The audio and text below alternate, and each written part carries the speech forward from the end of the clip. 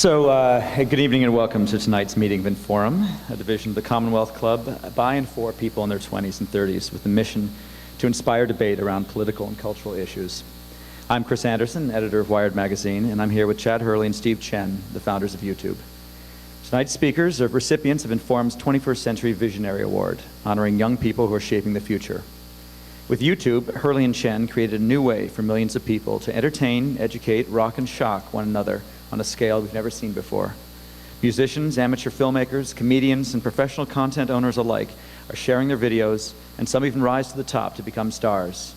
Both originally from PayPal, Chad Hurley is responsible for making YouTube one of the most highly trafficked websites in the world, and Steve Chen is the site's key technologist. Please join me in welcoming Chad Hurley and Steve Chen.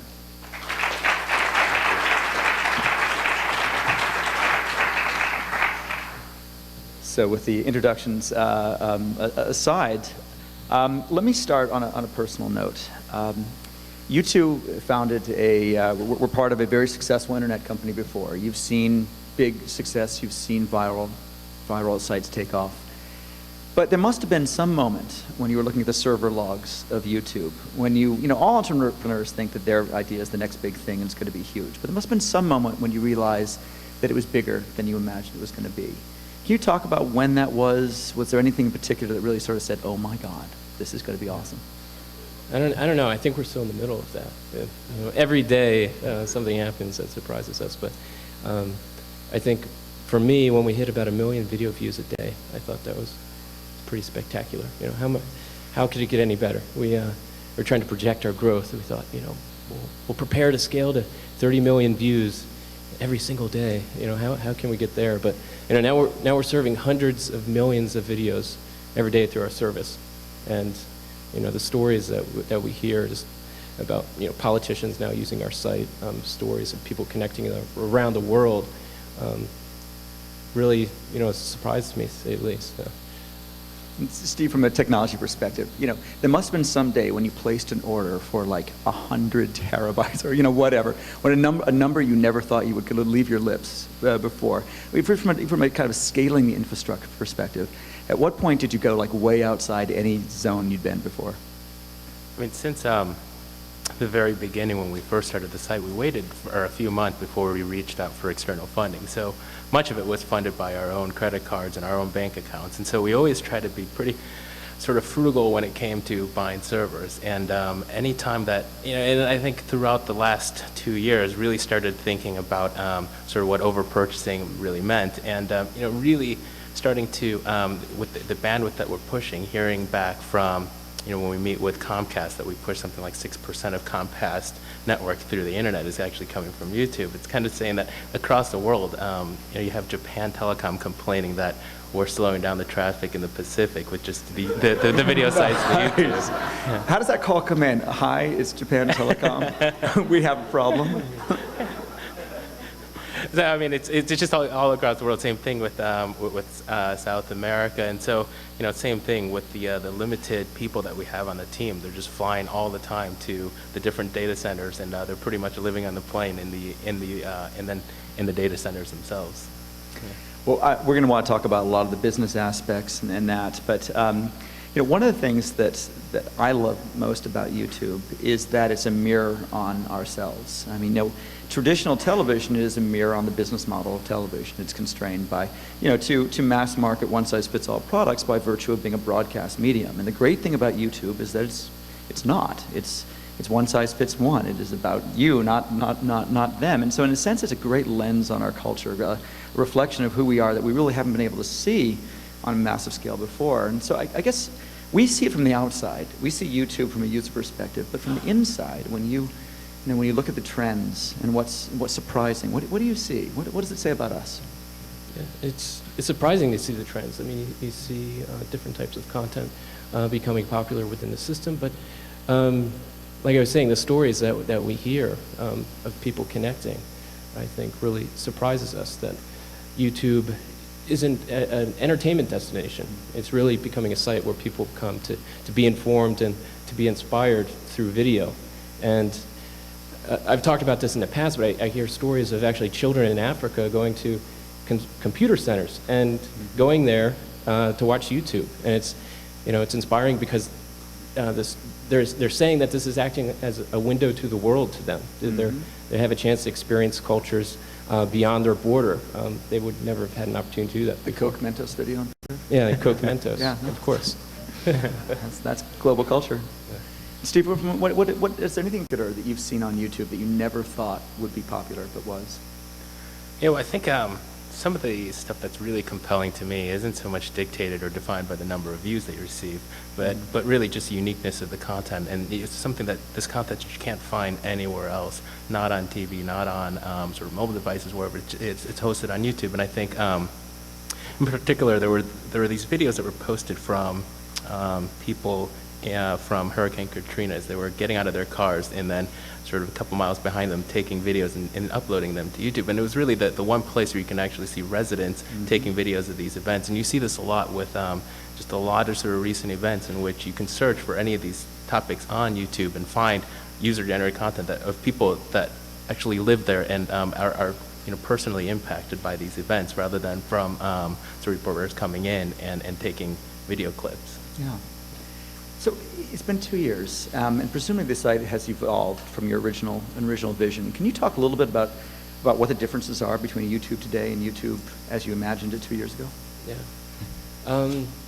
Initially we thought it would be useful in the auction space because we were coming from PayPal. So we had features initially that people could put these videos. They can still embed videos into auctions with their features, but we were kind of pushing that. We thought it'd be a great way for people to describe what they're selling, much better than a photo, but we didn't see people necessarily moving in that direction. We saw people connecting with one another. So we started building more community features. And, along the way, I think that's helped us to be successful because we could listen, we would observe, we weren't making any assumptions how people were using the site. We would just adjust and adapt.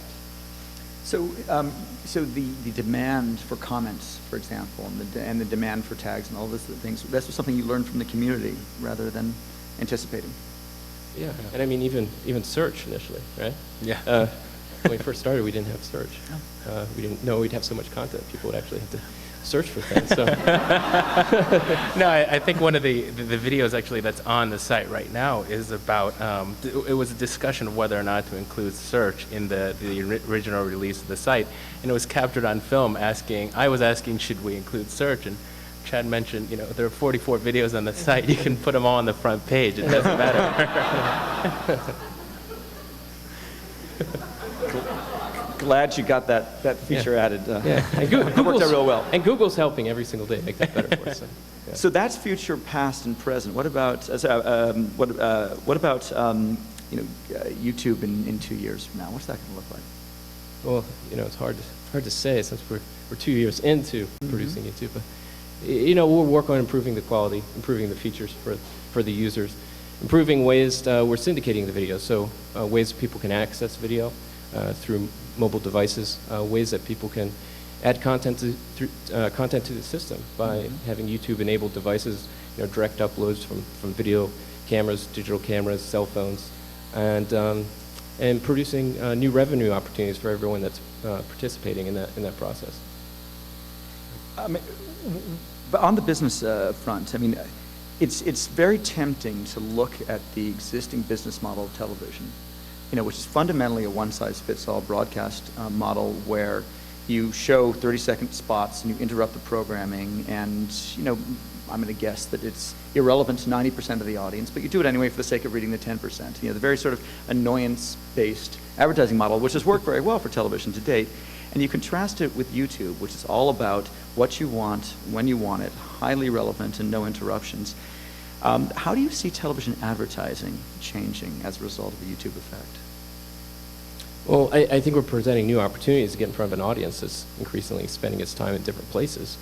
And because our content is about the long tail, people will be able to target against that. And television advertising, it adds value when you're trying to target against a demographics, location. We'll be able to provide that, but we can combine it with what Google's great at, which is relevance. Do you see this as, I'm asking this question, I know what your answer is going to be, but I have to ask anyway. it seems to be a better model. It seems to be even a model that could compete with television. I presume you also believe it complements traditional television, but now we've seen what Google does to print advertising. We see how important relevance and measurability is in that context. It's very tempting to think the exact same will be true for television, and that when you get the YouTube model exactly right, when you're able to establish relevance and match the right ad with the right content with the right viewer, that the television model will collapse. I mean, we're already seeing declining viewership for television, and the rest of the advertising market is sort of evolving to the Google model. Why shouldn't the same happen for television? Well, I think they just have more options. I mean, beyond television, people are doing more than just spending their time online. They're playing games. They're on their cell phones. We're just presenting another opportunity for advertisers, and at the same time, I think we're presenting another opportunity for media companies to work with us and to engage with that audience and to really drive them back to the better experience, which is on TV. We feel our product's a great promotional tool. People can engage with content, be interested, and tune into a show. CBS, who's been working with us, adding content on our site, they saw a 5 to 7% rise in the ratings for the shows that they were putting in our system. So in that way, we feel that we're very similar. Is that a perspective that the whole television industry appreciates, the notion that a clip on YouTube is good promotion for the show and will eventually drive audiences back? Yeah, I think we're working with over 1,000 media partners, and that continues to grow every single day. Millions of people in the system. And the majority of the people see the benefit of working with us and getting in front of that audience. So it's the minority that's suing you? Yes. That is correct. Yes. I suppose it only takes one. Yeah. Let me ask a little bit about about specifically how do you get this advertising model to work? So in traditional television, there's an upfront, and the advertisers know what the product is, they know what the show is, they know what the audience is, and it's pretty clear whether it's a good match or not. With YouTube, it's entirely unpredictable. You just don't know what the content's going to be. How do you make an advertiser, a Procter & Gamble or something like that, comfortable with the sort of messy, unpredictable nature of user-generated content? Yeah. Well, we have, like I said, we have over 1,000 media partners on the site right now. It's a lot of licensed content that they can directly advertise against. We're going to be working with Google. We're doing experiments right now to incorporate advertising in more of the system. We released a user partner program, which is really promoting the people in our system that are creating great content to get to that level. So we have something to share with them, this revenue, to support creativity and have them create even more great content for the system. And I think that'll just continue to grow. I mean, the level of user-generated content in terms of the quality, I think every single day gets better. More and more people have cameras. More and more people have tools to edit. And this is just the tip of the iceberg. It's funny, you mentioned the word quality, and I think initially a lot of people on TV dismissed user-generated content because it was quote-unquote low quality, because it wasn't well lit, it wasn't well mic'd, and wasn't well edited, etc. And I think that the success of YouTube suggests there's another dimension of quality, which is relevance, and it's meaningful to me, and that the production quality is not the only dimension that matters. Yeah, I mean, people want to watch something that they feel is authentic. Yeah. I think the generation that's growing up right now has been, had advertising forced in front of them. They've been, all about driving people to go watch the highly produced, very slick programming, and that's not necessarily what people are looking for anymore. They're looking for something that they feel that they can believe in. And I think that not only applies to content that they're viewing, but also advertising.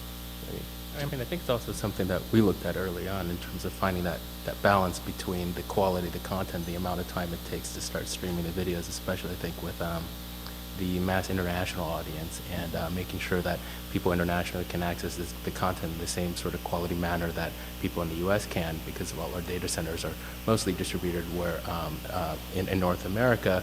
We had to try to take that balance between the quality of the video itself versus the quality of the content. And I think it was surprising to us, and we toyed around with different figures, but with the complaints that we don't receive many complaints about the quality of videos. It's still about just discovery and trying to finding better ways to find these videos. Yeah. So it's not the resolution, it's just the lack of stuttering and delays and that kind of stuff that matters. If I can ask you to put your sort of cultural anthropologist hat on, it's tempting to look at YouTube as a kind of as part of the overall kind of inversion of power in our culture, where it's kind of less about the top-down, the corporate, and more about the grassroots and the authentic and the street and the user-generated. I mean, MySpace is clearly part of this. The blogosphere is clearly part of this. The sort of, the authenticity, I think is the word you used, that comes from street culture. Do you think that, in fact, the YouTube phenomenon is actually reflecting a generation's priorities for, the amateur and the real and the stuff that comes from them? Yeah, I mean, I think it's a piece of that. I think we've been successful because early on we made the decision that we wanted everyone to have an opportunity to participate in our platform. We weren't making decisions of, who was worth putting on the front page. We allowed the audience to decide what was entertaining or informing to them, and by viewing this content, by rating the content, sharing it with others, they're effectively voting for what was worth watching. So we're going to keep moving in that direction and working with everyone, media companies to users, to have everyone participate and compete on a level playing field. I think one thing we've also seen is we do some studies about the nature of usage on the site from new users as well as existing users, and instead of seeing people upload videos from the last weekend, new users generally upload content from the last 3, 4, 5 years. That I think this content has been living on people's computers for all that time. They've just never had any access or avenue to explore in terms of sharing this content. So I think this has been sort of a problem that's long-standing, and this is the first easily accessible solution that came out. Well, on that subject, there were, as you say, there were video sharing sites before. There were ones that charged for the hosting. There were those that had to review, including Google, that were going to review the video before they would make it public. Yours was free, and there was no filtering review at all.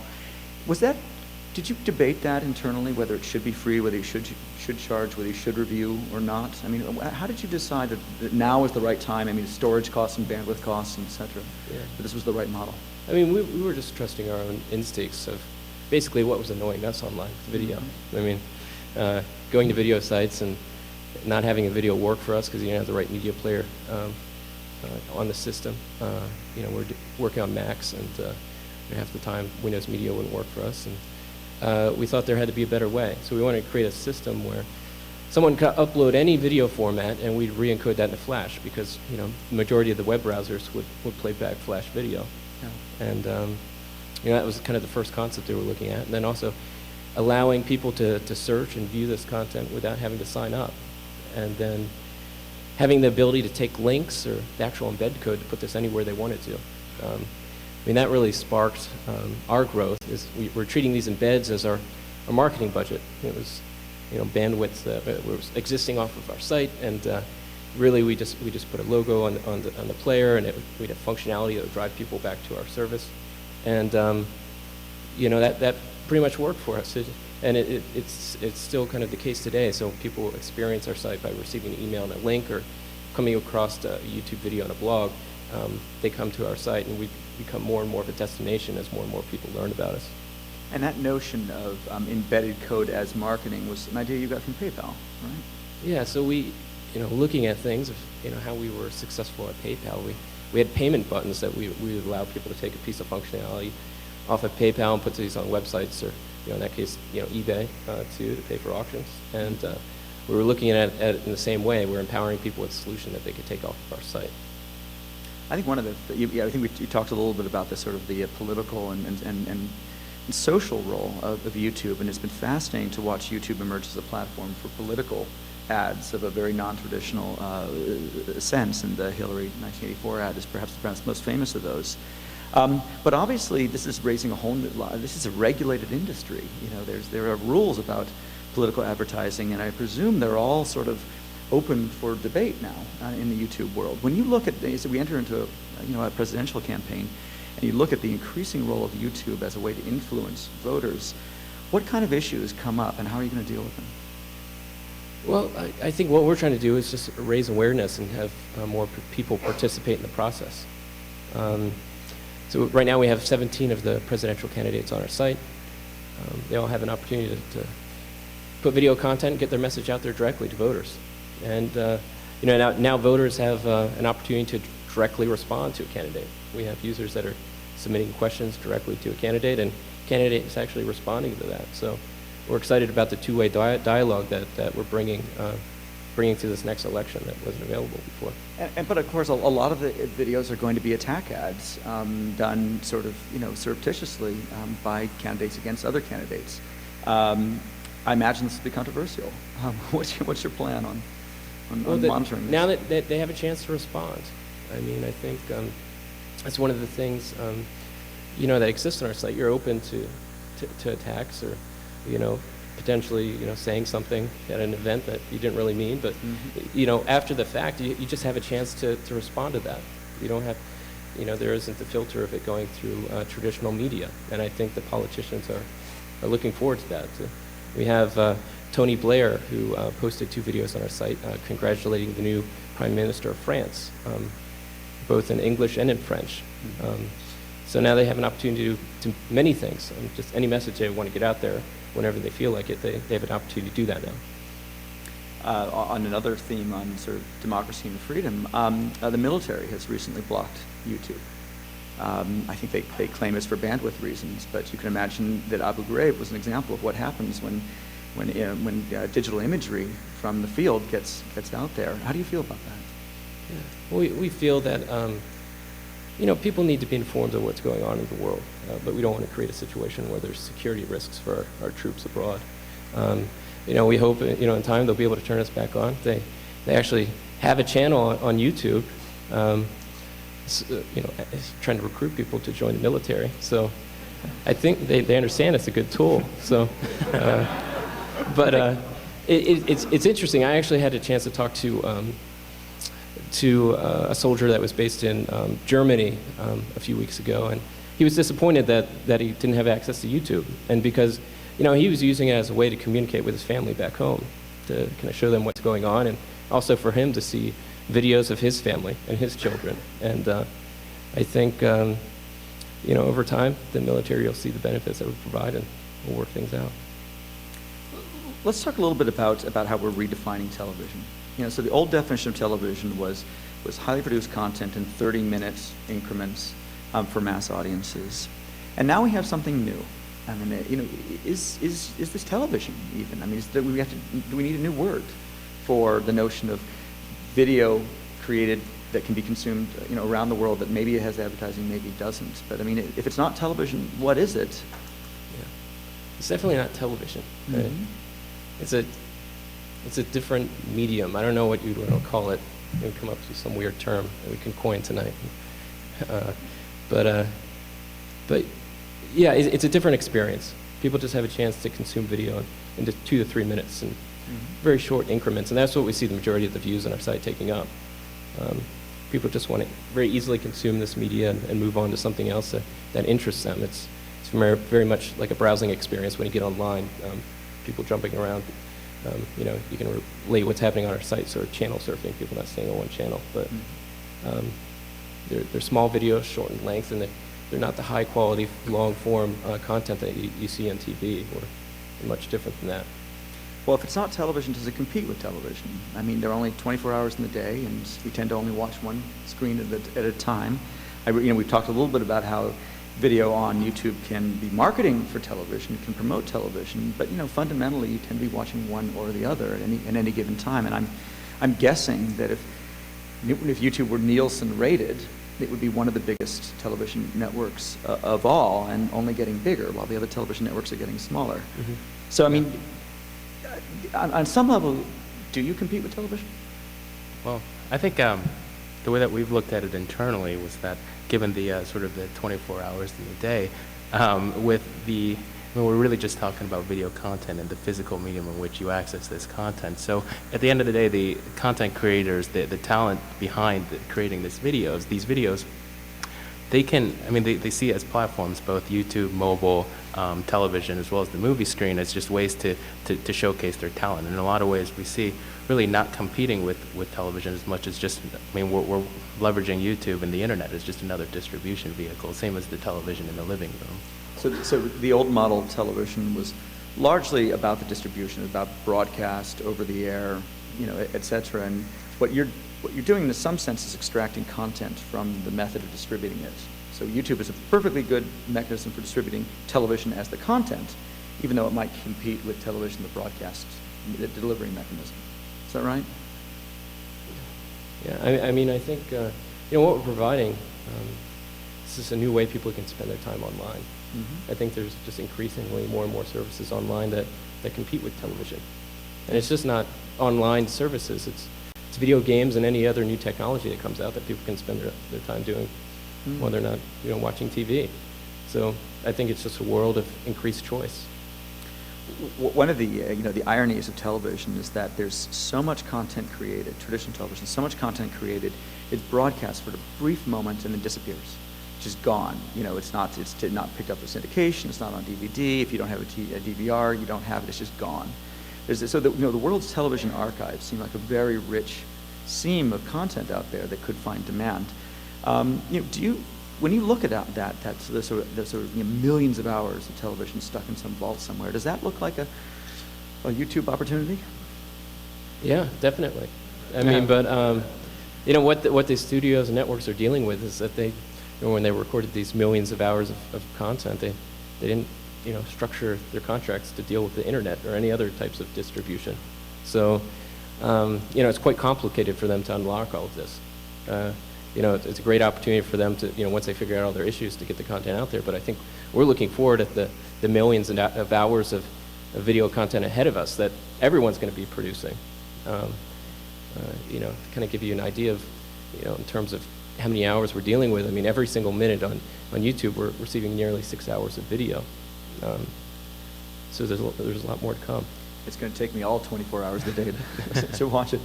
I mean, without going too far into the dreaded word copyright, what can you do to help clear those rights? What can you do to help sort of break us out of a model where, as you say, the contracts weren't written with YouTube in mind? Yeah. Well, I think getting everyone to think about these issues and the opportunities ahead, because we're trying to figure them out. We're trying to be proactive. We've been the ones in the industry going out and meeting with the media companies to figure out these issues and developing tools that they can work with. We've had a content management tool available over a year now. So content partners or anyone that's just wanting to find content in their system to take it down, to basically automate the DMCA, they can do so.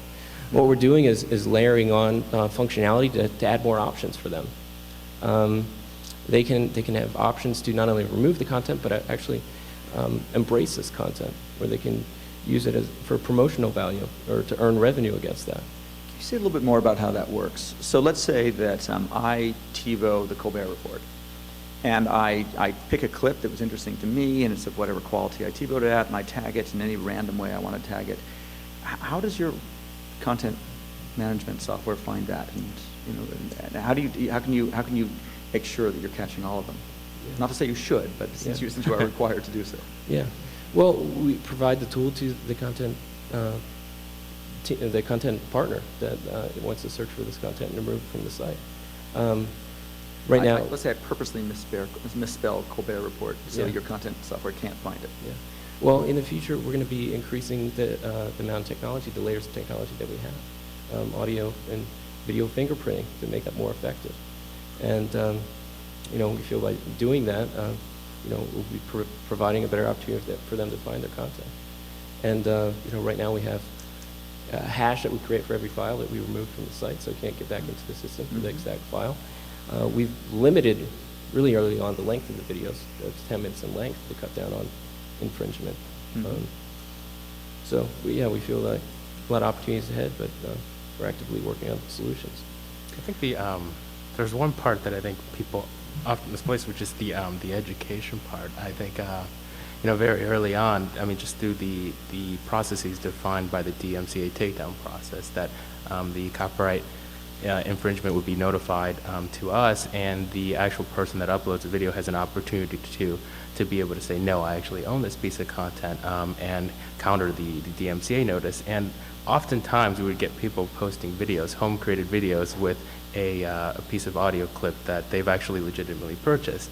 And they would try to go through this process, and I think it's a matter of education about the fact that even though you did buy this music, you don't have the rights to redistribute this. And so a lot of parts on the site is just making sure that people understand what rights they do have and what rights they don't have when they purchase something legally.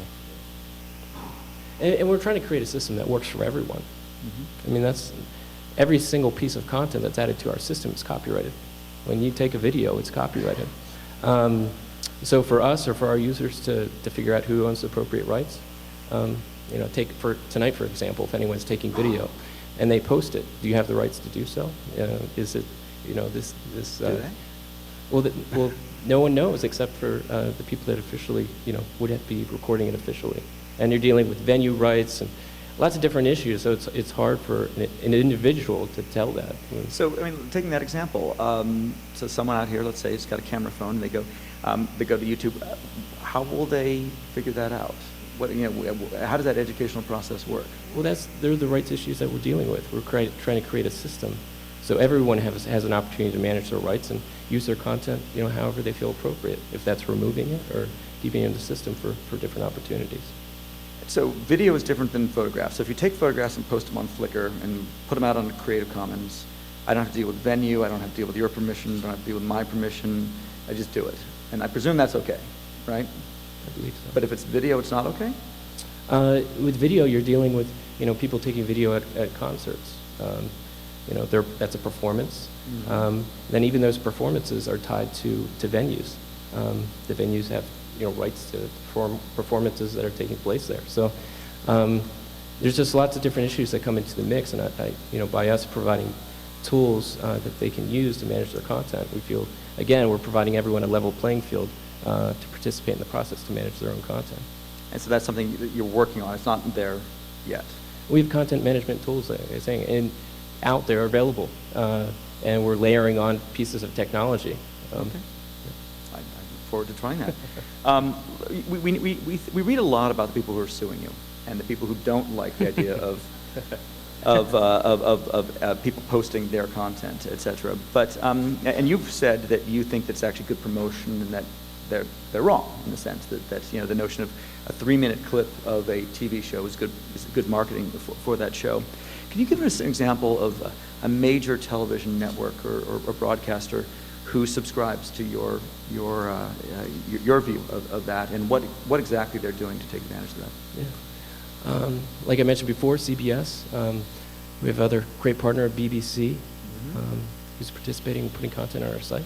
And they're seeing great results. I mean, they're seeing a lot of people. So they're putting the content on your site. Mm-hmm. What if I put CBS content on your site? Are they cool with that? I don't know if they're currently using the tools right now, but we are in the future going to be providing the options for them to deal that content in different ways. We also have deals with the NHL and NBA, and we, every day, like I was saying, we're adding more partners to participate in this process. We're a great promotional platform, but I think what we're seeing, we're not a television experience where we're going to drive the concentrated audience. We're a place where people can experience lots of different types of content. And really, at the end of the day, what people want to watch is themselves. People want to watch the content that they're creating. It's not about one specific media company that's going to make or break us. It's really the community contributing content, and on every single day, people having cameras and having an opportunity to take their own videos. That's going to become more and more the case. Mm-hmm. So you were purchased by Google. What was it, about 9 months ago or so? How has that changed your lives, your company, and the vision for YouTube service? Food, right? They give us great food. That's what I'm going to say. And what? We don't have to manage the searching anymore? They're doing that? Yeah. They help us improve our search, too. Yeah, no, it's great to work with Google. They have a great culture that's very similar to ours. They have great technology and really smart people that came on board to help us improve our product. At the end of the day, that's why we want to be acquired by Google. We're experiencing phenomenal growth. We're still experiencing that, but we needed more resources so we wouldn't slow down. We were, we could have went through some growing pains, but I think our users would have suffered. Now by us combining forces with Google, that's not the case. And in terms of the direction and vision for YouTube, how will that change? Because of the Google? They're still letting us. I mean, I think the admirable thing is that Eric and Larry and Sergey have had the confidence to still let a pair of 28, 29-year-olds run the company, run the site independent of Google. We're still, from day one, we've kept the company separate from the Mountain View campus for Google. We're still in San Bruno, and they've pretty much asked for what we needed, and they've just granted us all the resources that we needed just to continue the growth of the site. Now, you weren't sued until you were bought by Google, is that right? That's right. So I presume that your legal strategy, which I know was built on sort of an interpretation, I think a good one, but the courts will decide, of the safe harbor provision of the DMCA. But in a sense, you also didn't have deep pockets before, and now you did. Had you assumed that you were going to be sued at some point, and it was no, just protecting? I never assumed that. No, not at all. We operate under the law. We clearly have done that from day one. We're going to continue to do so.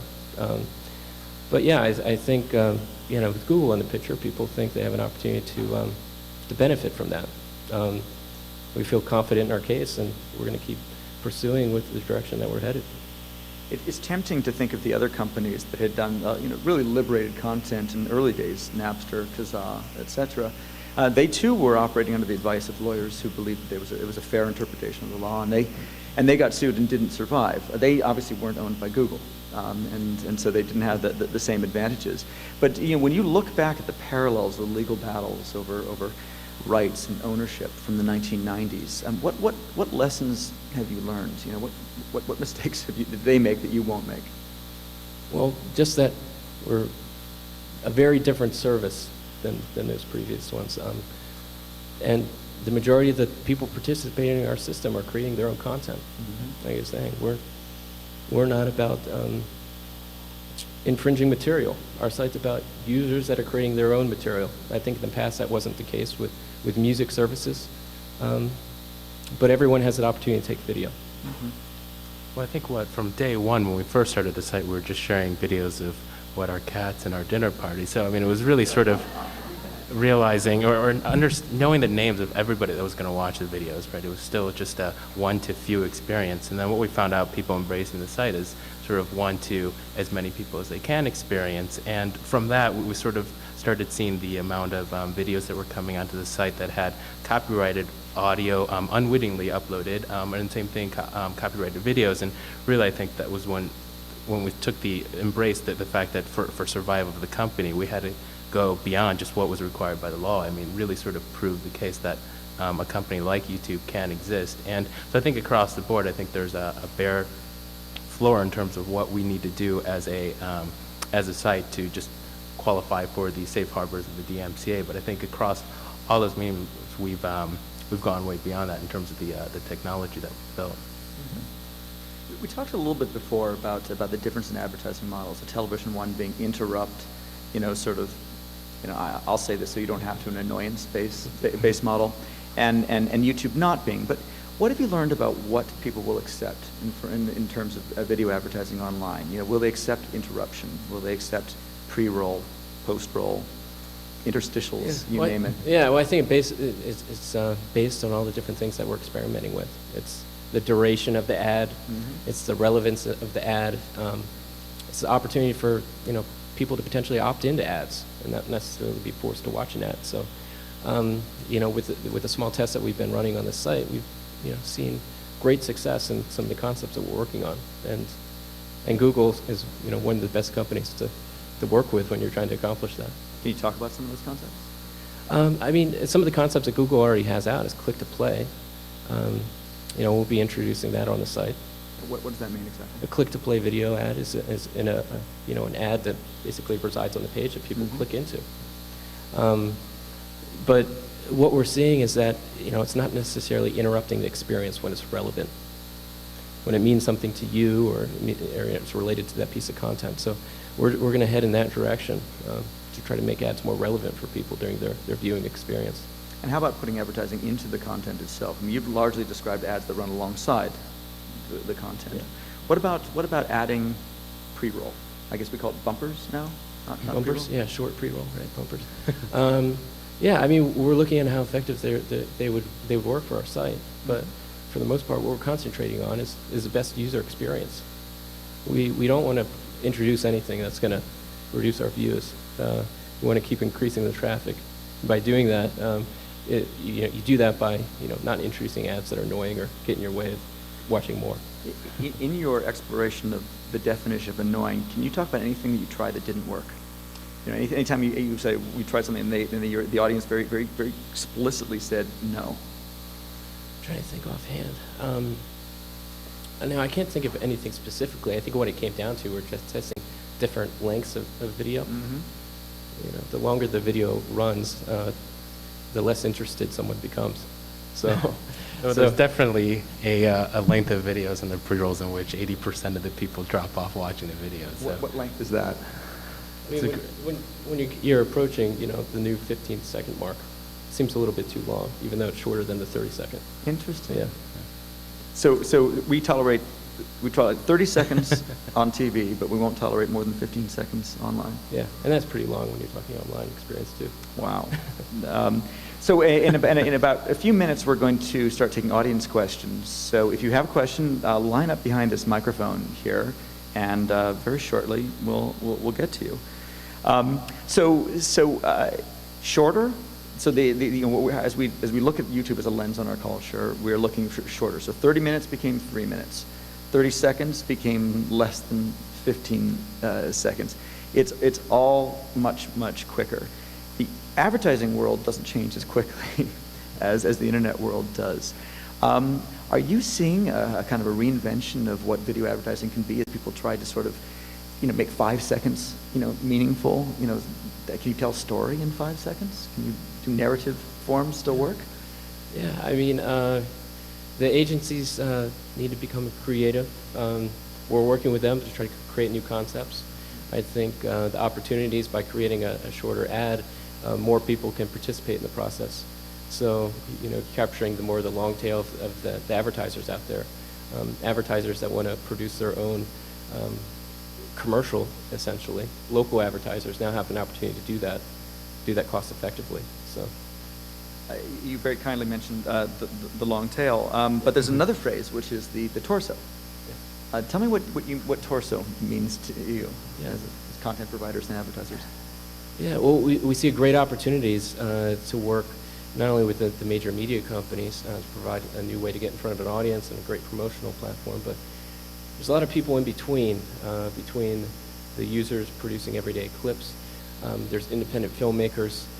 There's hundreds of cable shows and networks around the world that don't have an opportunity to be one of those major networks or studios, but are looking for that audience.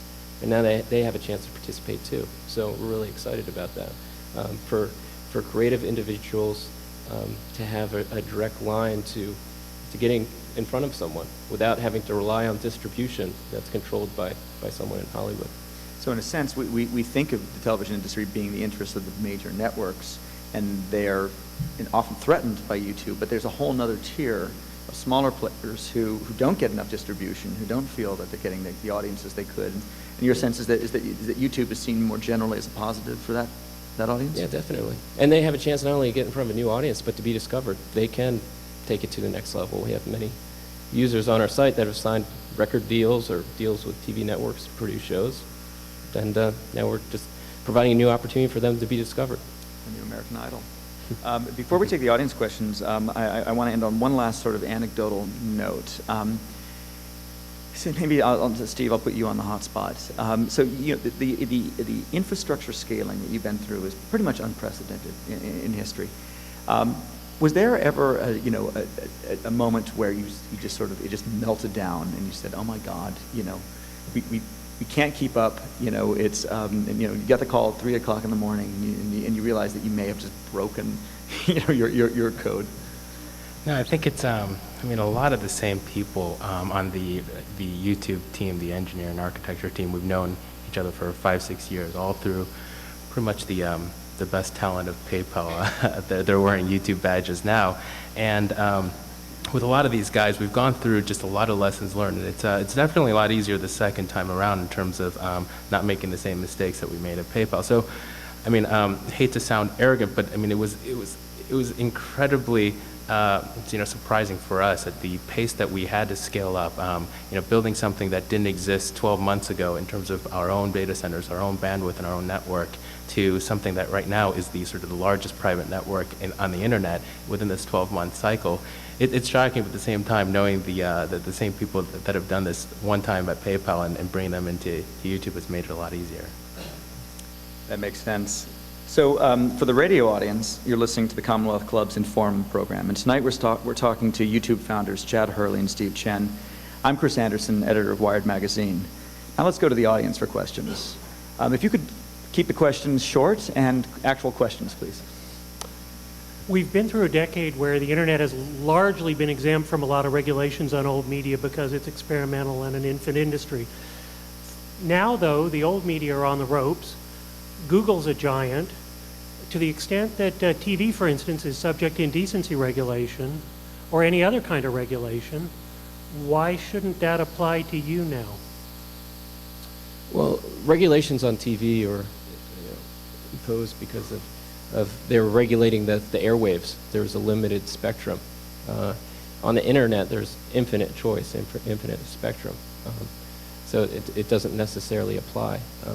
When we're talking about regulations about what's appropriate, we've made it very clear to our community by providing community guidelines and having terms of use that prohibit anything that's infringing, anything that's pornographic, anything that's hateful, violent from our site, and our community understands that. And now they're very proactive in protecting what they've created by us providing tools to them so they can easily flag content and it comes down within minutes. Hey guys. So YouTube is obviously a phenomenal tool for access to information. I wanted to sort of broach with you what the impact to a targeted advertising model might do in terms of, if there's targeted advertising, there's obviously going to be much more interest in keeping track of who people are and what they're looking at online, and sort of what the impact on privacy and free speech and what safeguards you guys are going to put in place if you do move to a targeted advertising model. Yeah. I mean, right now we're going to take all that into account. We definitely want to make the ads relevant, but protect the user's privacy. Right now we're going to be looking at the relevance of the information surrounding the video, so tags and descriptions. Over time we'll look at making improvements, but we'll always have the users in mind. I was fortunate enough to see the congressional testimony, and great. although I kind of really want to hear if it was intimidating to be in front of Congress, I truly want to hear you talk about when Mark Cuban said that you and Google were hiding behind the DMCA. How'd that make you feel, and how do you respond to that? Mark, yeah. What can I say? I don't know. He always likes to make big comments to, have his name printed in newspapers, but, He was the one that said what? Only a moron would buy YouTube the week before Google acquired it. So, I don't know. It was a great experience to be there, and it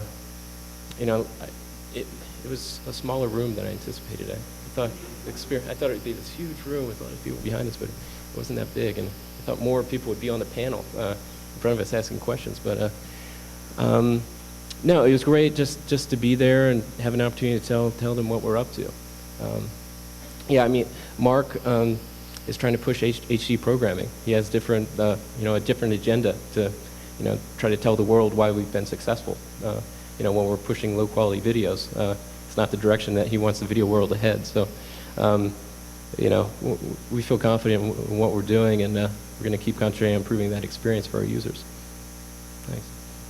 Hi, my name is Peter Gisela. There's this phrase, a picture's worth 1,000 words, and YouTube provides good entertainment and some fad movements, but I would like to question you along the lines of education. Could you comment on your experiences when you were in college and the educational training you went through, and if you were to be exposed to YouTube now as another distraction among the other things you experienced, how would that take away from your rigorous educational training that allowed you to create YouTube? and get a job at PayPal. It seems to me that there are a lot of distractions, and rigorous education is a challenge. Yeah. I don't know, Steve, do you want to take this one? Well, probably like to answer it from the other perspective, which is trying to embrace YouTube as just actually a platform to get content out there, again, from the educational side. I think one area that I'm an amateur chef, and to actually go onto Google to search for how to julienne an onion, and actually getting a link back to YouTube as the first link, and actually seeing that in person is something that I find pretty fascinating. I think also from just people that have some message out there, something that they want to teach other people, to really embrace YouTube as a platform to be able to do that. That was a good answer. Hi, I'm Guillaume Cohen from Veolia. Well, first, congratulations. I have two quick questions. First, what percentage of the content you think can be monetized through advertising, and is that sufficient to sustain usage for all the other content that advertisers may not want to put their brand, may not want to associate their brand with? And second question is, what do you think about the new wave of live video broadcasting? That's what my company is doing right now. I was curious to have your take on the new wave for live video. Oh, for live. First of all, I think the video content on our site, we wouldn't put advertising against that video until someone opted into a program that we're providing them. So, as we expand a user partner program, we won't put ads against that content. So you actually want us to. Well, also on the, I think most important is just that user experience at the end of the day, right? I mean, I think we've always had the option of putting video advertising, whatever it is, and we knew very well that it paid much better than text advertising, but at the same time, knowing that we ourselves didn't want to see that advertising, we didn't want to force it upon our users, but through some of the tests that we've done, one program that we have on the site, which is this participatory video ad on the front page, which is something, I mean, every time you go to YouTube, that video on the front page is a paid advertising, and you have to click to play it, and we found surprising to us that a lot of people were actively clicking on that and actively watching that video through completion and going on and interacting with that video. And I think that sort of speaks well to the fact that if the content is good, if the content is relevant, that people won't think of it as advertising, they'll just think of it as entertainment. And then live video. I don't know, I think there's market opportunity there. I don't think we're going to head in that direction. We're more about clips and giving people access to particular clips anytime that they want. One of the things with live video, I don't know how easy it would be to aggregate an audience when something's interesting is happening to a particular person if you have a lot of people participating in that process. But I don't know, maybe there's ways to get people to view something when it's actively happening. I'm going to cheat with a two-part question, but the second part is really quick. And the first is, you talked a lot about dealing with copyright infringement from shows and NBC, and you dealt with solutions to that seem to make sense for a large network that has time to track this. But I was checking in the Diet Coke and Mentos video that was on Rever, and the Noah Kalina, A Photo of Myself Every Day video that was first on Vimeo, got the vast majority of their views on YouTube. And how do you deal with those content providers who might feel that they're small, that they can't fight YouTube as maybe NBC can work out a deal? These people who feel like they're kind of getting stepped on and being forced that they're going to be on the site either way, whether they like it or not. And the second part is I watched some good BBC stuff on there, and I was wondering how you guys deal with them because they're really into open sourcing their video. Yeah. So the first part, I mean, we'll be providing the tools for everyone to manage content within the system. So if it's something that gets up there, we're not just going to make these tools available just to media partners. Be available to everyone. And then second of all, you have the same options to take advantage of our audience. We didn't want to build an audience or build a site around rewarding people with money. We wanted to build a true community. I think we've actually done that, and now we have an opportunity to share revenue with users without changing the core of what YouTube's about. And the second part about the BBC, I mean, we're really happy to be working with them, and actually, I was just in London earlier this week, and they're happy with the results. They're creating a new audience and driving people to view content around the world that they never had access to get in front of before. So they're excited about that. Dean Takahashi at the San Jose Mercury News. And two questions. What are you spending all of your money on? And the other is, what's your all-time favorite videos on YouTube? What are you spending your money on, Steve? I'll let Steve take this one again. What I think,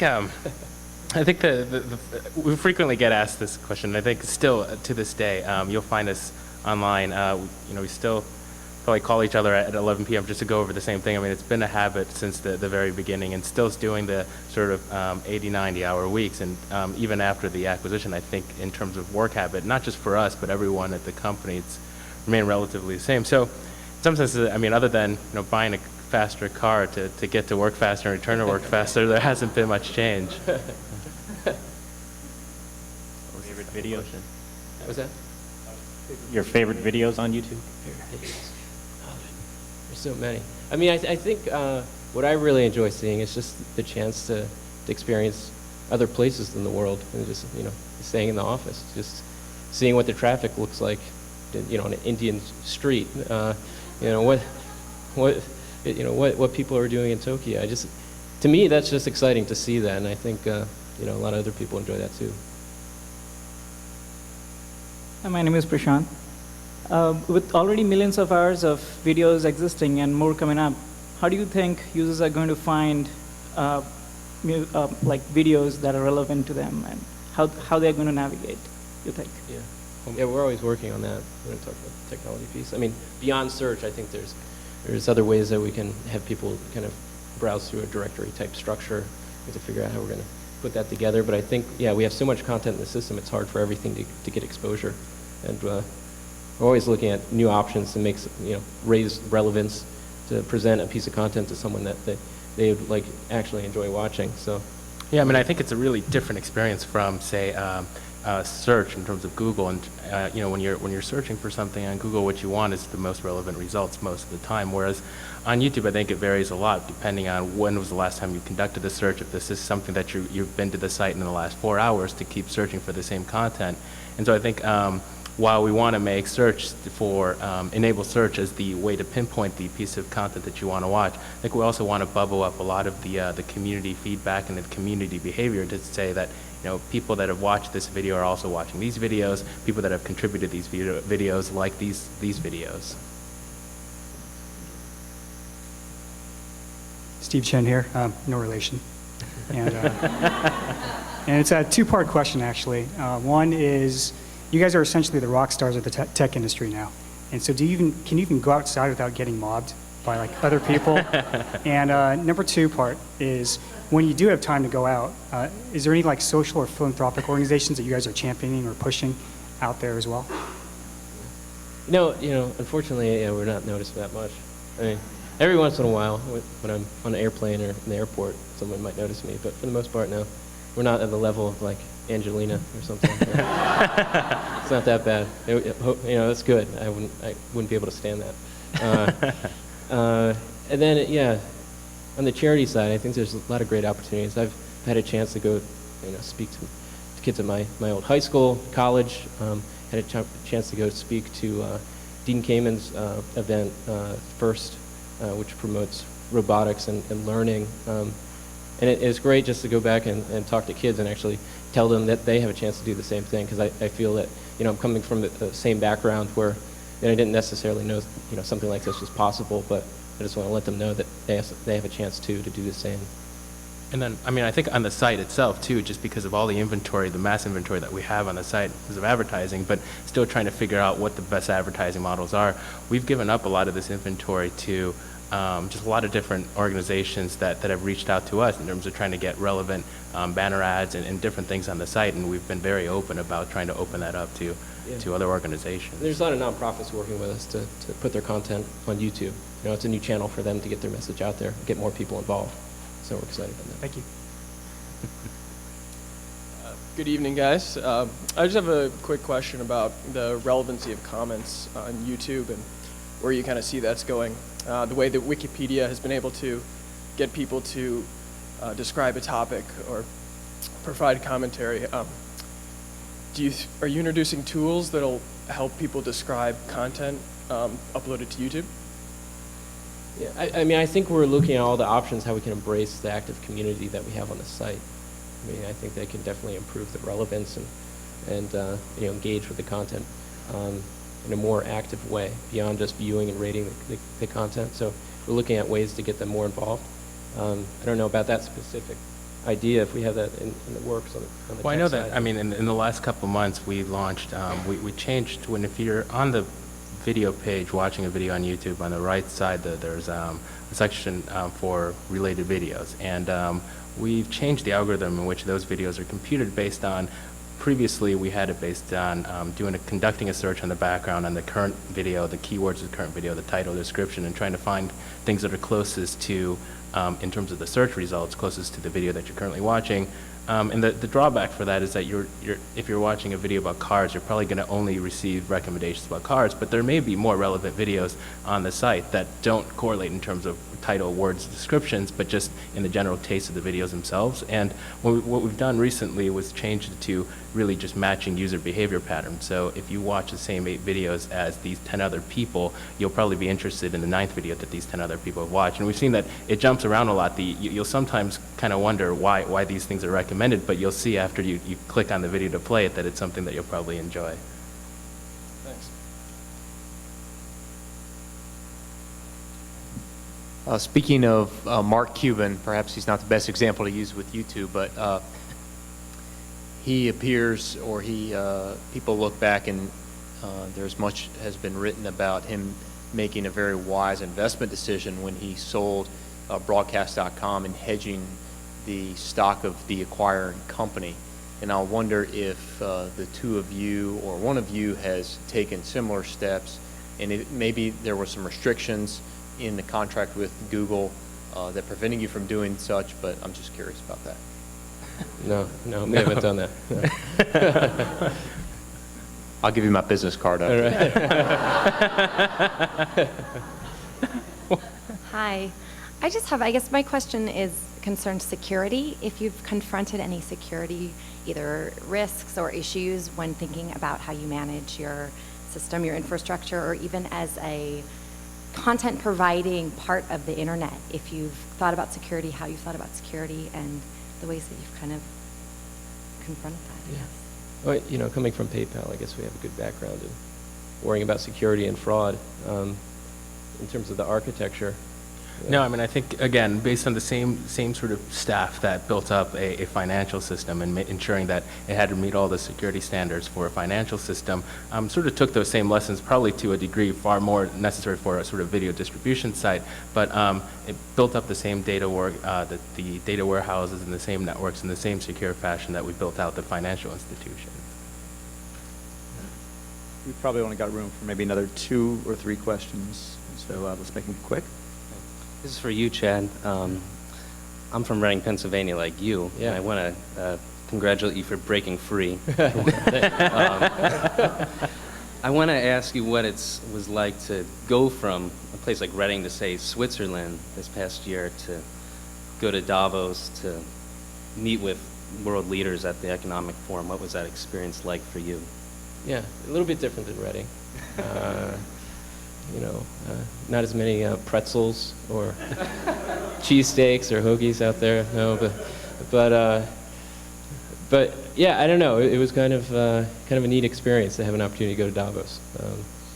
You know, it's kind of inspiring when you get to meet people that are working on a lot of great causes. You know, trying to address global issues, and I think we have an opportunity to work with them to you know, help further their message, or to get in front of people on YouTube to help accomplish that. But yeah, it's much different than sitting in Reading, Pennsylvania to go to Davos. Yeah, thank you. Yeah. I'm curious to know about trends that relate to personal content, so my picture of my friends and my video of my friends and I on a certain excursion versus commercial content, and whether or not you're seeing much trend up in terms of percentage of the content being uploaded, more commercial content being uploaded, and also more commercial related searches being performed on the site. Yeah, yeah. I mean, we see the majority of the people enjoying what they're making on the site. making themselves. And they're actively looking for people to connect with in our service. And people subscribing to each other and sending messages to each other because they enjoy what they're producing. And I think that's a trend that we'll continue to see moving forward. And on the professional side, I see more of them actually participating in that process where they engage with the audience beyond just putting content up in our system. Looking at how people are viewing their content and adjusting their programming to be more relevant to the people that are actually watching it. No, I mean, I think defining sort of content just based on entertainment value, regardless of the production value that went into producing that content, I think one interesting metric of that is just going to the browse page on the site. I mean, on the top site about the videos that have received the most views, the most commented videos, and you'll see just sporadically sprinkled in there. There's going to be content that's by a professionally produced content, but then at the same time, sitting right next to it, there's going to be user-generated content, and it just repeats itself on a daily basis, which just means that people are just interested in entertainment. And this will be the last question. Regarding user-generated content and how you've kind of revolutionized the internet, what would you say was the single most or top 2 or 3 relevant decisions that really shot YouTube beyond its competitors? The first, I think, was the encoding, allowing anyone to put any type of video file in the system and having it play back in Flash on our site was definitely a big one. And then allowing people to take these videos, if they added them themselves or they just came across the video to put these videos anywhere that they wanted, I think set us apart. Or, at the time, I don't think there was any other services really doing something the same way. I mean, I think we definitely led the pack there in terms of being able to use the Flash video players, because, I mean, I think all the time, again, back to some of the decisions, why we made the decisions the way we did was, a lot of sites out there, even to this day, they would ask you about whether or not you had a Windows Media Player, QuickTime, or a Real Player installed on your computer, and then it would ask you about sort of the bit rate of your internet connection. It just seems like it's just a very awkward experience, especially for people that aren't working with computers all the time when they really want to just watch a video. And so I think definitely we led a few months in using Flash and transcoding all the different types of codecs out there that are produced by cameras, produced by webcams, to this one universal format that all the computers already had. That's all we have time for tonight. This meeting of the Commonwealth Club's in Forum is adjourned, and please join me in giving a big hand to YouTube founders Chad Hurley and Steve Chen.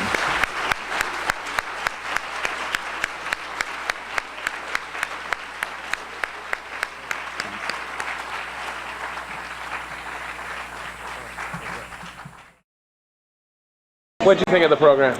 It was great. I think I actually want to go and use YouTube more now. Tomorrow at work got me more interested in it. But then you'll be missing out on doing your work. That's right. My boss doesn't need to know that. Oh, that's great. So what struck you as one of the best things that you heard tonight?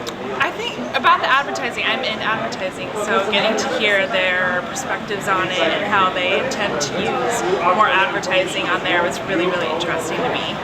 So a lot of our advertisers are on TV right now, actually, so thinking about how that could be incorporated with YouTube is something to think about. What did you think of the program? I think it was excellent. It was very inspiring. What was your favorite part of it? Oh yeah, there was a funny part about the military being upset about videos being put on the internet, and then it turns out they actually use it for recruiting, so that was pretty funny.